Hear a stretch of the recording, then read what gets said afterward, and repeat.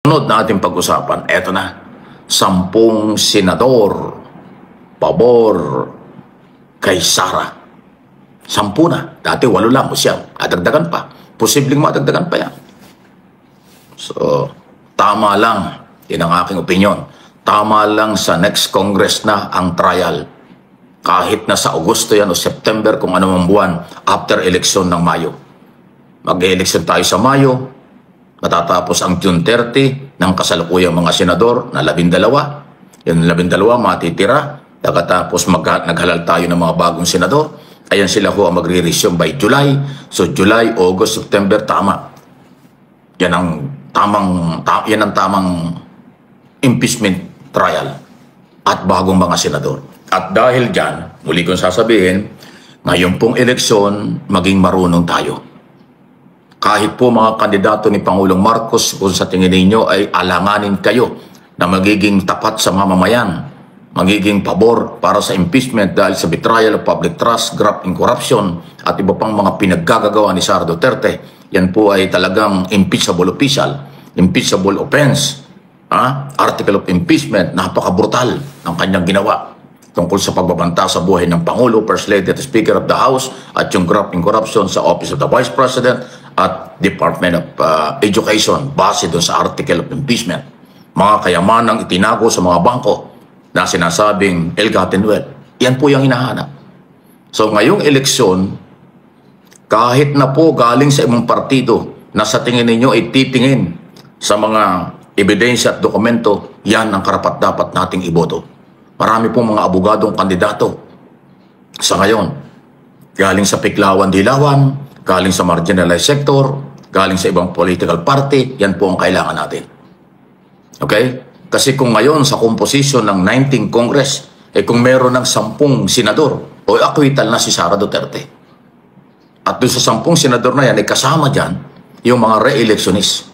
Marami dyan re-electionist na posibleng maka-Duterte, lutang na lutang naman.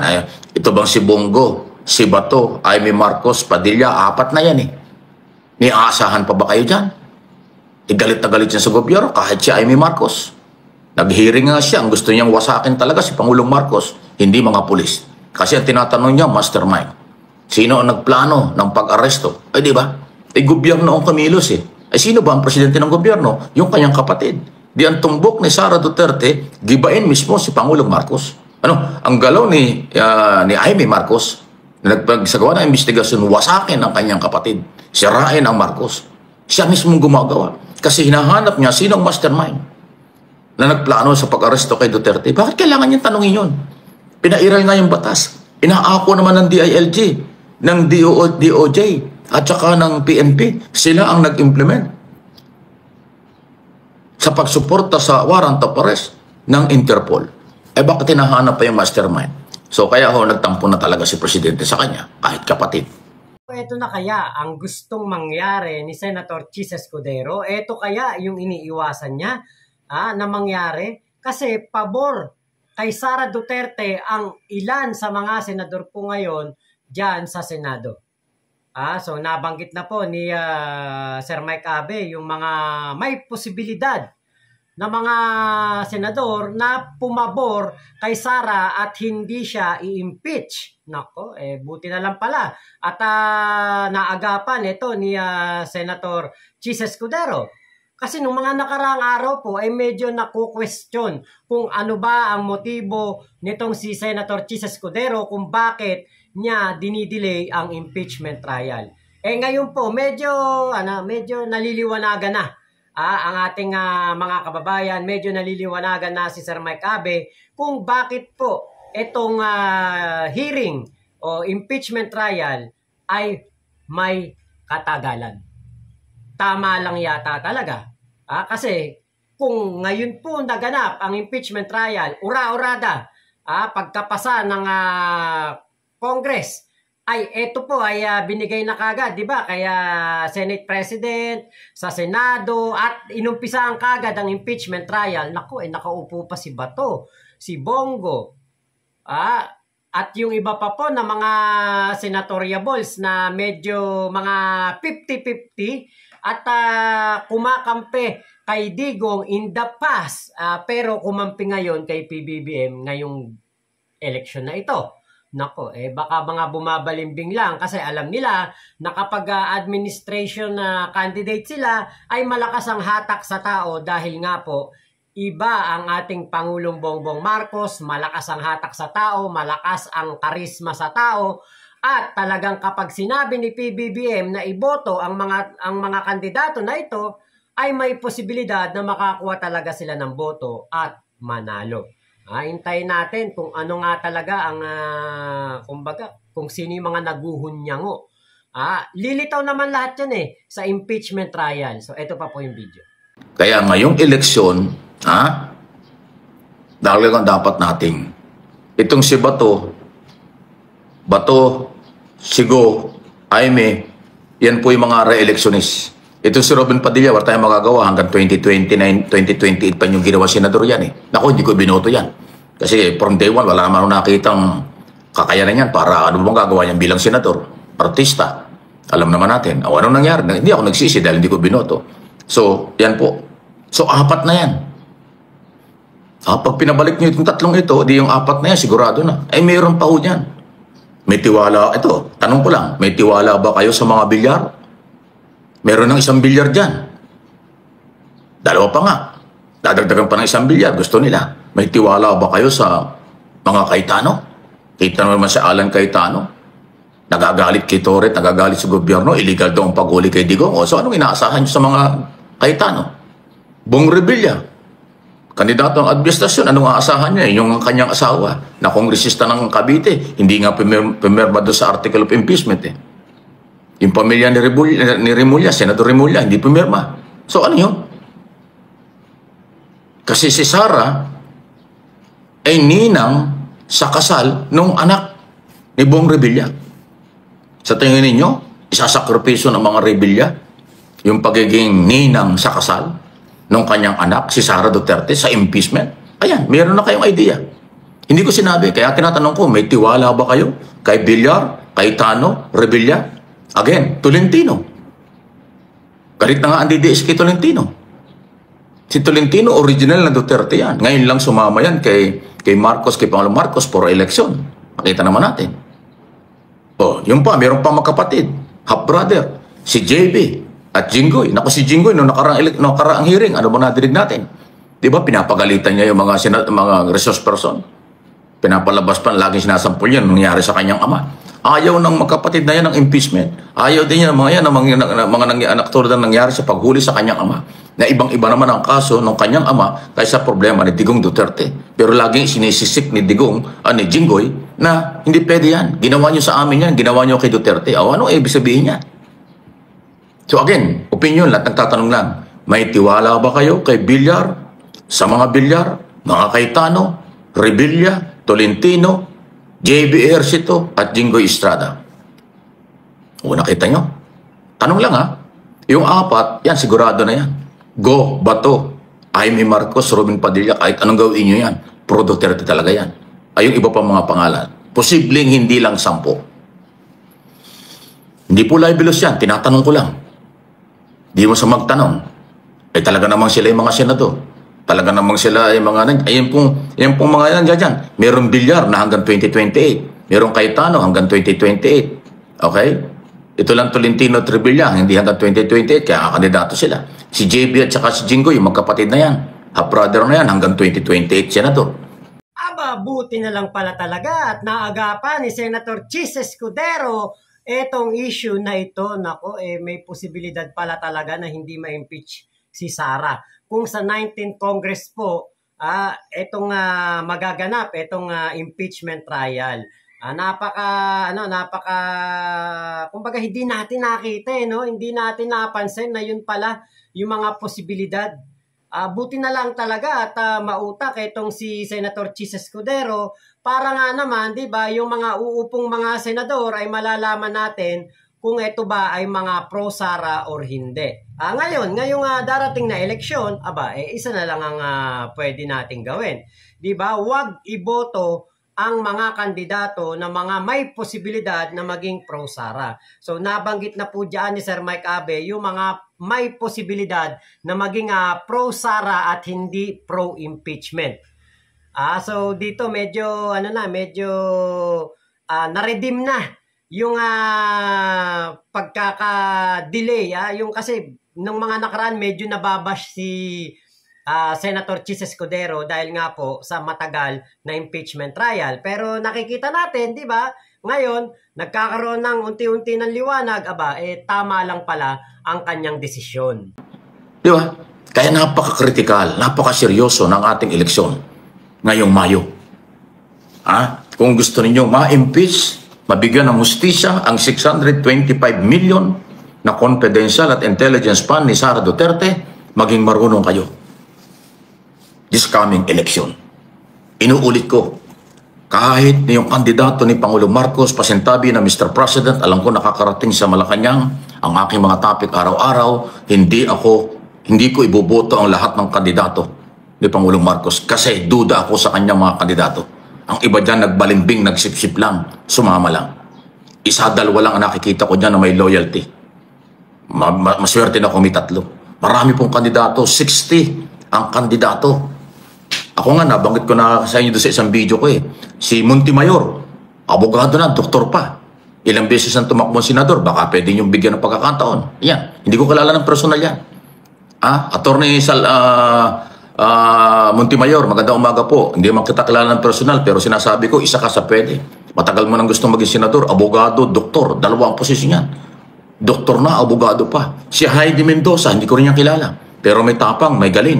Dating commissioner ng commissioner ng audit. Magaling na auditor yan. Ayan. Yan mga kailangan natin. Si Pangilinan, bakit hindi? Abogado.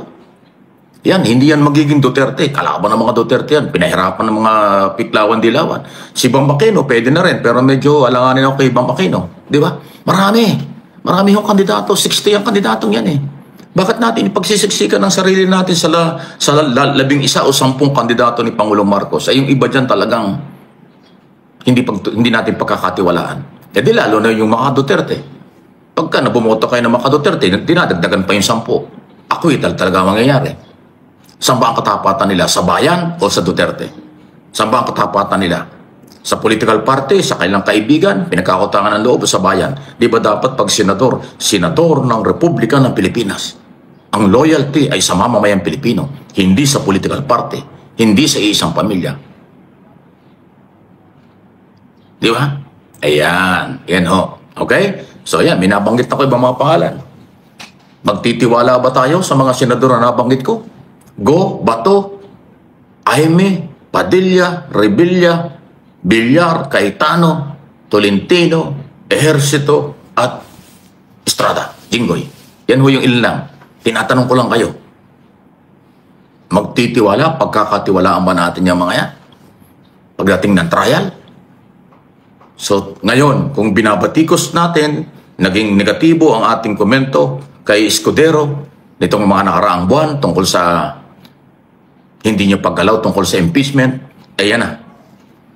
Ito na ho yung nakikita kong dahilan. Siguro ramdam, nakikita ng Senate President na maraming senador na pro-Sara. Yan ay aking opinion lang. Hindi ko sinabing yan ay sinabi ni Escudero. Sa aking opinion, baka naramdaman ng Senate President na may mga senador na for acquittal. Kaya maliban sa wala silang panahon dahil nakareses, tama lang sa next Congress na. Para this coming election sa May 12, kung di ako nagkakamali, yan ang tamang panahon at pagkakataon na ang taong bayan ay maghalal ng mga senador, candidate na senador, para sa bayan, hindi para sa isang partido, hindi para sa isang pamilya lang, hindi para sa pagkampi-kampihan lang. Ayan, okay? Paliwanag na po. So sa atin nakasalalay ang impeachment ni Sara. Bakit? Kasi ngayon pong darating na eleksyon 2025 sa Mayo, nasa ating mga kamay ang mga mananalo na senador at etong mga mananalong senador na ito ang siyang maglilitis kay Sara Duterte. Bakit tayo boboto ng senador na alam natin na papabor kay Sara Duterte at hindi siya i-impeach? 'Di ba? So sa senatorial slate nito nga si PBBM, etong si Tolentino ang medyo mapapaisip ka din, 'di ba? Talagang solid 'yan na Duterte. Nung panahon ni Duterte, nagsisilbi na to kay Digong. 'Di ba? Tapos syempre Camille Villar, nanay niyan. Tapos yung tatay niyan, 'di ba? Kino-question o ang kanyang simpatya ay na kay Digong noong nahuli na si Digong at dinala na sa Interpol. O, Cayetano, si Pia. O, tapos ang kapatid niya si Alan Peter. Diba? Ito po yung mga personalidad na maingay noong panahon na nahuli na si Digong at sinasabing ito ay illegal ang paghuli.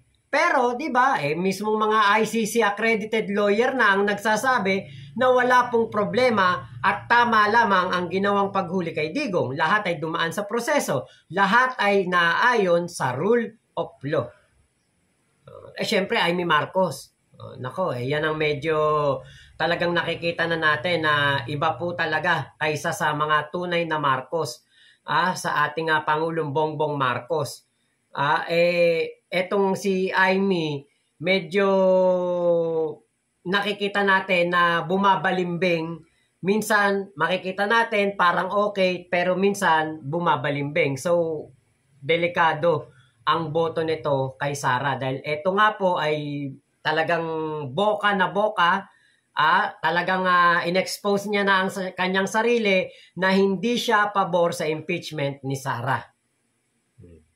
Ngayon, ito, Bong Revilla daw po, inaanak. Yung anak ni Bong Revilla sa kanila ni Mercado, ni Sara Duterte. Naku, syempre, kapag kumpadre, kumare, matindi po ang bind niyan. Magkakasulian ng kandila yan kapag hindi nagkaroon ng pagboto. Kung wari ito ay hindi bumoto sa impeachment, medyo magkakaroon ng problema. Silang magkumaret, magkumpare. Kung hindi bumoto, kapag naman bumoto, may problema din. Kaya ang mangyayari niyan, sa halip na mag-abstain, sa halip na mag-no, mag-yes yan na si Sara Duterte ay hindi dapat ma-impeach. Diba? Kaya yan po yung mga dapat nating pag-isipan ngayong darating na eleksyon. Yung mga kandidato na medyo dapat talaga ay mga hindi pro Sara. Naiisip ko nga ito katulad niyan, nagbigay ng mga salita itong si Sir Mike Cabe like Montemayor, Heidi Mendoza. Ako si Montemayor medyo hindi ko type pero si Heidi Mendoza isa yan sa mga talagang anti-corruption. Magaling na auditor yan at talagang hindi po yan na magpapatiklop sa mga kurakot. Syempre, andyan si Senador Kiko Pangilinan na pwede rin nating i-consider. Ito talaga, malayong-malayo itong maging pro-Sara. Etong si Bam Aquino, alam nyo meron akong nakita video ni Bam Aquino at ni Pio Balbuena. Kasi alam nyo, yung libreng pag-aaral sa kolehiyo, kay Digong po nakikredit yan. Baka etong ating mga kabataan, sila'y pasalamat kay Digong, pero doon sa brainchild, doon sa gumawa ng batas na ito, brainchild ng taong ito, etong libreng pag-aaral sa kolehiyo, etong si Bam Aquino po ang gumawa niyan. So si Bam Aquino ang dapat niyong pasalamatan dahil naisip niya na gawing libre ang pag-aaral sa kolehiyo tapos meron pang makukuhang allowance. At ngayon sa kanyang pagbabalik daw po sa Senado, gusto niya na kapag ikay nakagraduate naman, meron kang siguradong trabaho. Okay din, di ba? Pwede rin i-consider.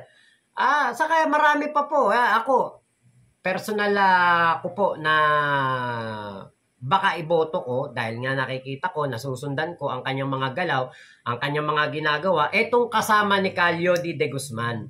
Ngayon sa pangangampanya, etong si Luke Espiritu. Eto talaga, ang instance talaga nito. Grabe talaga. Anti-Duterte talaga to. Ayaw na ayaw nito kay Digong. Ayaw na ayaw nito sa mga ginagawa ni Digong. lalong-lalo na sa EJK at sa mga korupsyon na nangyari sa panahon ni Digong. Pwede nating, di ba? Kasi malayo pa naman malayo pa naman ang eleksyon, pero pwede nating pag-isipan, pwede nating pagnilay-nilayan, tignan natin, ito kaya pwede, ito kaya hindi.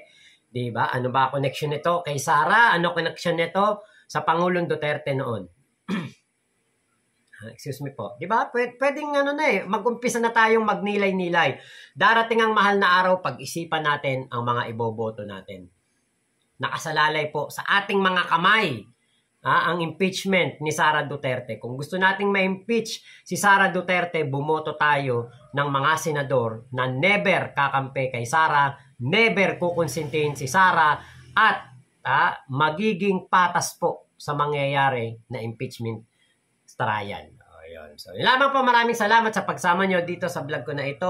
Thank you kay Sir Mike Abe, MA Pinoy TV at Mike Abe Opinion sa YouTube. Ingat po kayo. Mama chup chup. Love you, love you. God bless us all, Pilipinas. God first. Oy, support nyo si Sir Mike Abe, ha. Salamat.